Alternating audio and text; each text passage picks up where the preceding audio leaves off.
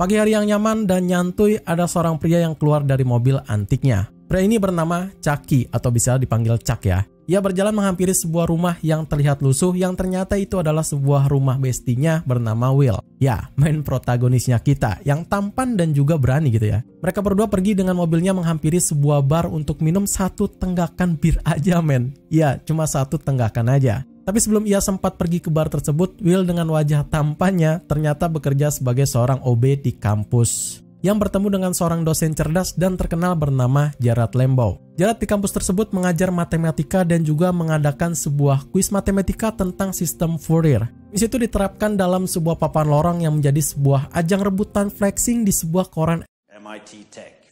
Former winners include Nobel laureates, Fields Medal winners, renowned astrophysicists. Kebetulan Babang Will yang sedang bekerja membersihkan lorong tersebut merasa risih dengan pertanyaan yang ada di papan lorong tersebut men. Bukan karena ia kesal dengan pertanyaannya, melainkan ia risih gitu. Kenapa tidak ada seorang pun yang bisa menjawabnya? Will yang merasa risih dengan pertanyaan tersebut langsung menggarapnya di rumah. Bukan dengan pensil dan juga kertas seperti anak SD, melainkan di kaca toilet men dengan sebuah spidol di tangannya. Selepas mendapatkan jawaban pastinya, keesokan harinya Will langsung menggarap kuis di papan tulis itu dengan celinga-celingi gitu melihat di sekitar ya. Will dengan izinnya langsung menggarap kuis itu dengan sangat cepat.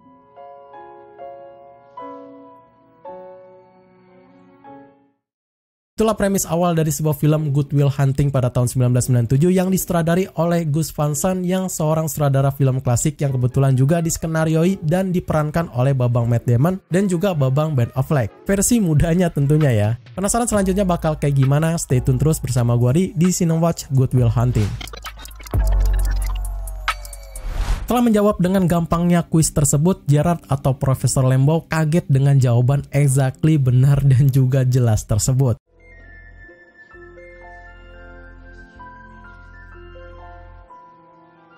Will yang mengerjakan soal itu dengan gampang dengan santuinya. Setelah itu hangout bersama 4 temannya yang 2 diantaranya adalah Morgan dan juga Billy dan diperparah dengan perbuatan kriminal karena mereka hendak tawuran. Ya, tawuran gitu. Will yang terlibat adu pukul di sana dikenakan sebuah sanksi untuk menjalani sebuah sidang penertiban. Tapi sebelum mulainya sidang tersebut, Jared yang terlihat bingung sama siapa sebenarnya yang jawab pertanyaan kuis tersebut, langsung menanyakan pada rekan-rekan mahasiswanya, yang udah pasti nggak ada yang ngaku lah. Yang memberikan sebuah kuis lagi yang kali ini lebih susah dibandingkan yang pertama. And once again, Babang Tanfan kita Will langsung menjawab dengan easy tanpa basa-basi. Bedanya dengan yang pertama, ia di sini akhirnya ketahuan sama Profesor Lembo dan langsung terkesima dengan gaya Will dengan penyelesaian soal kuis tersebut. Sorry. What do you do? Sorry. Oh, you're a clever one. What's your name? Selesai dengan kuis-kuis easy tersebut, Will yang pergi ke bar bersama keempat temannya terlihat bertemu dengan seorang cewek cantik, Chan ya, bernama Skylar. Ia berasal dari kampus Harvard yang sedang dirayu oleh Chuck si buaya darat yang mengaku-ngaku sekolah di Harvard tersebut loh buat mencuri perhatian si cewek ini. Dengan nyantuinya Chuck bicara dengan omong kosong yang besar, yang penting nyambung ya kan. Dan tanpa sadar ada satu biang kerok yang so pinter yang mau ngelawan omong kosongnya si Chuck ini gitu men. Sebut aja Sopin ya, sok pinter gitu. Yang ternyata ia juga sekampus sama si Skylar ini. Di sana adu bacot lah ya antara Chuck sama si Sopin ini. Dan begitu keadaan mulai memanas, langsunglah Babang Tanfan kita, the one and only Babang Will, langsung menyela bacotan dari keduanya. Marxian historian Pete Garrison probably. You're gonna be convinced of that till next month when you get to James Lemon. Then you're gonna be talking about how the economies of Virginia and Pennsylvania were entrepreneurial and capital. Ternyata si Sopin memang bener-bener so pinter men. Semua bacotan yang disangkal oleh Babang Will ini yang menyebutnya cuma menjiplak dari kutipan-kutipan buku aja, bukan the real pinter gitu ya. Sopin. Dan dari saat itu terkesima ya si Skylar ini dengan pesonanya Babang Will gitu. Dan sat-sat langsung gercep dah tuh ngasih nomor buat PDKT-an sama Babang Will. I'm Will. Skylar. Well, I got a number. How do you like them apples? Keesokan harinya Profesor Lembo datang ke tempat kerjanya si Will buat nanyain tentang keberadaannya saat itu men. Dan ternyata Will sedang disidang di pengadilan. Mau tak mau Jared harus datang ke tempat persidangannya si Will ini. Dan begitu mengejutkan, Will langsung flexing dengan pengetahuannya itu men. Dengan beberapa teori-teori hukum yang ia pelajari dari buku-bukunya tersebut. In my own defense, sir. By the Constitution of the United States, this is the same Don't tell me document about the which guarantees my Constitution of the liberty. United States. Now, liberty, in case you've forgotten, is the soul's right to breathe. Sidang pun selesai, Will pun dijatuhkan penjara dengan $15.000 dan Gerard yang melihat ini adalah peluang emasnya langsung gercep men mendatangi penjaranya si Will dan membuat perjanjian pembebasannya. Tapi dengan dua sikon ya. Yang pertama Will bakal jadi asistennya si Profesor Lambeau dan yang kedua Will diminta untuk menemui seorang terapis. Will pun mengikuti rencananya si Profesor Lambeau yang tengah mengajarkan sebuah soal yang gue sendiri bingung itu bahasa apa ya. Tapi dengan kalemnya Will langsung sat mengejarkan soal dengan mudah gitu.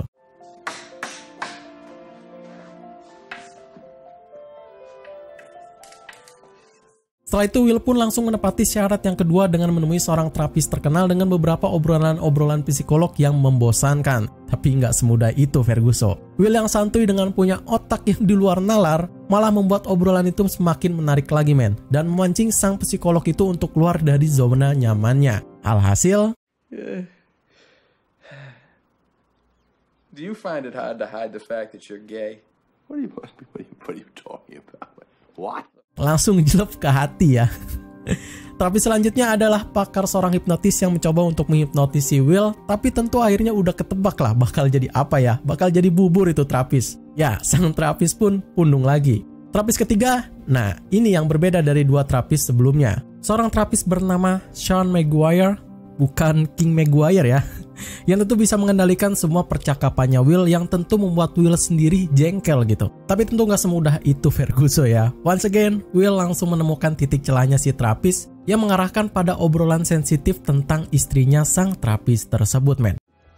Why'd she leave you? Was she, banging some other guy? If you ever disrespect my wife again, I will end you. Sekali lagi langsung menusuk hati ya. By the way, ingat gak sama cecan Skylar? Ya, selesai terapis, Will langsung ngedate sama Skylar yang tentu memperlihatkan kemesraan dari keduanya. Lanjut, di sebuah pagi yang cerah di taman yang penuh dengan canda gurau, Sean yang tidak menyerah bakal nyeramahin Will tentang pentingnya sebuah hidup. Bukan karena dari ambisi Gerard yang ingin membawa Will untuk menjadi muridnya, tapi karena hati kecilnya yang ingin menyelamatkan Will dari kegelapan hidupnya itu. First thing about how hard your life has been, how you feel, who you are. Dalam percakapan yang sangat dalam itu, Will pun tak bisa berkata-kata men. Ia cuma bisa mendengarkan ceramah dari Sean yang benar-benar bisa menyentuh hatinya gitu. Will pun merenung memikirkan perkataan terapisnya tersebut sampai di mana di pertemuan selanjutnya Will pun akhirnya untuk pertama kali membuat percakapan pertamanya dengan Sean yang hampir turu.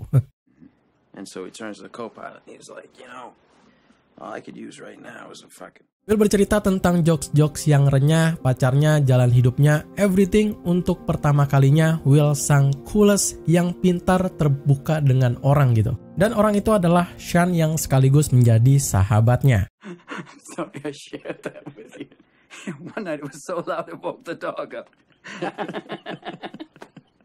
Hari-hari berlalu mengerjakan soal, ngedate sama si Cecan, hangout sama teman-temannya, dan akhirnya tiba saatnya Will mengunjungi Sean dengan wajah yang penuh dengan senyum semeringah. Dia sangat bersemangat untuk ngobrol-ngobrol dengan Sean dan juga bercerita dengan si Sean ini. Chemistry mereka berdua semakin kuat dengan beberapa candaan humor yang bikin penontonnya heartwarming men, termasuk gua sendiri ya. Then it hits the foul pole.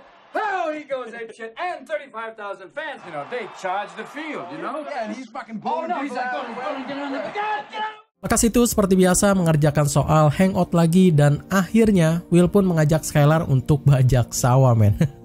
You know what I mean lah kan? Ya, disitulah letak permasalahan utama dari Will dengan si Skylar ini. Skylar yang merasa ada yang tak beres dengan hidupnya si Will ini, dan akhirnya meminta untuk memperkenalkan dirinya kepada si keluarganya itu. Will yang tinggal sebatang kara karena tak punya orang tua terpaksa untuk berbohong men. Dan mulai membuat sebuah omong kosong dengan punya 12 saudara yang bisa ia ingat nama-nama anehnya sendiri yang ia buat gitu. Marky, Ricky, Danny, Terry, Mikey, Davey, Timmy, Tommy, Joey, Robbie, Johnny, and Brian. Say it again. Skylar sendiri ingin menemui keluarganya, tapi Will sering membuat alasan untuk mengecohnya ya. Dan akhirnya Will pun memperkenalkan teman-temannya terlebih dahulu dan ikut hangout bersamanya. Mereka berbincang-bincang penuh dengan omong kosong dan pada akhirnya Skylar pun telah tertipu lagi karena hari sudah gelap. Jadi sayang nggak bisa menemui keluarganya lagi. Pinter banget nih si Will. Pada sebuah bar, Sean dan juga Gerard atau Profesor Lambeau akhirnya bertemu kembali membicarakan progres yang dilakukan Sean terhadap si Will ini. Tapi saking gak sabarannya, Gerard mendesak untuk Sean bisa membatasi atau mengatasi kebiasaan buruk dari si Will ini dan mempersiapkannya untuk melakukan pekerjaan yang layak dengan menjadi karyawan perusahaan terkenal. Gerard pun menggunakan koneksinya untuk memperkenalkan Will dengan perusahaan terkenal itu, tapi bukan Will yang datang melainkan sahabatnya si Chuck yang ikut interview, men. Dengan style yang klimis dan bicara dengan omong kosong, para HRD yang sedang menginterviewnya malah dipalak gitu. Good day, gentlemen. Sibuk dengan wawancara dari Chuck, ternyata Will tidak hadir malah ngedate sama si Skylar di sebuah taman yang ditemani dengan sebuah kertas-kertas ujian dari si punyanya si Skylar. Skylar yang dengan penasaran menanyakan rahasia dari otak jeniusnya si Will, dan Will menjelaskan dengan sangat aneh, men, namun juga tepat gitu. Alright, well, Beethoven, okay? He looked at a piano, and it just made sense to him. He could just play. Dan tebak, sehabis itu mereka ngapain? Ya, bajak sawah lagi ya.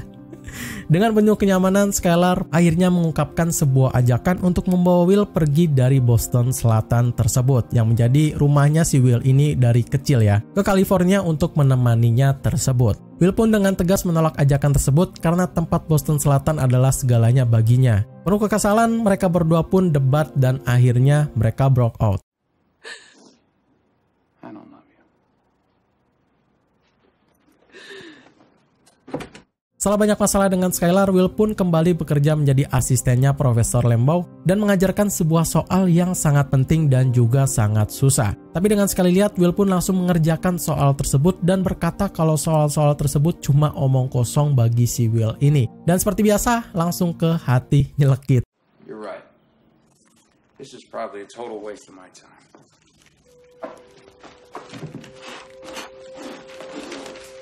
Will dengan jadwalnya telah dikoneksikan oleh Gerard untuk pergi ke NSA untuk bekerja di sana. Dan seperti biasa, babang tanfan kita Will menolak dengan teori-teori kerennya tersebut. That would sell us oil at a good price, and of course the oil companies use a little skirmish over there to scare up domestic oil prices. A cute little ancillary benefit for them, but it ain't helping my buddy at 250. Sampai di mana ia menceritakan semuanya kepada si Sean, dan di pertemuan tersebut tentu Will yang penuh dengan kesalnya bertengkar dengan Sean dan membawa-bawa semua percakapan sensitif kepada si Sean ini. Hingga mau tak mau Sean pun harus mengusir Will dengan sangat ramah. Setelah kejadian itu, semua semakin riuh, men. Dengan masalah Skylar yang ingin pergi ke California, masalah Gerard yang ingin Will bekerja dengan layak, dan perdebatan sensitif dari si Sean. Semua semakin membuat Will terpuruk dan juga merenung gitu. Dan sampai di mana yang bisa menyelamatkannya tentu adalah seorang teman. Teman yang benar-benar teman, men. Teman yang menemaninya main, teman yang sedari kecil bersama, dan teman yang mengisi kekosongan dari keluarganya itu. Ya, Chuck. Pada saat mereka bekerja menjadi kuli bangunan, Chuck dan Will berbincang-bincang sedikit mengenai masa lalu dan juga masa depannya. Meskipun bukan pembicaraan yang lurus, tapi mereka berbicara dari hati ke hati, men. 20 years, if you're still living here, coming over my house to watch the Patriots game, still working construction, I'll fucking kill you. Di momen ini, di momen yang bikin gua heartwarming ini, Chuck bisa bikin hatinya Will terbuka tentang masa depannya. Dan ya, ia berusaha untuk yang terbaik demi sahabatnya. Dan ada satu scene yang bikin gua nelan ludah, men. Quotes-nya itu bener-bener menusuk hati banget gitu. Tomorrow I'm gonna wake up and I'll be 50. And I'll still be doing this shit. That's alright, that's fine. I mean, you're sitting on a winning lottery ticket. That's right, itulah gunanya teman. Walaupun kalian tetap terpuruk dengan beberapa masalah, talk with your friends, man. Jangan dipendam terus ya. Oke, anyway, setelah dapat pencerahan dari Chuck, Will pun mengedor pintu kenyamanannya itu. Yang mana pada saat ia bertemu dengan Sean, ia terlihat terbuka dengan dirinya sendiri, dan di saat yang sama, Sean pun mendorong Will untuk mengungkapkan semua masalah yang ada di hati rusaknya itu.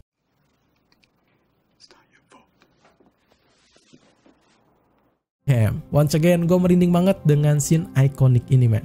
Setelah pertemuan terakhirnya dengan si Will ini, Sean pun rehat dengan pekerjaan terapisnya dan pergi untuk berlibur. Sedangkan Will saat ini ingin melakukan apa yang ingin ia lakukan. Dan Gerard Lambeau kembali ke hari-harinya menjadi seorang profesor yang juga menjadi lebih baik lagi. The odds are against winning the lottery? About 4-1.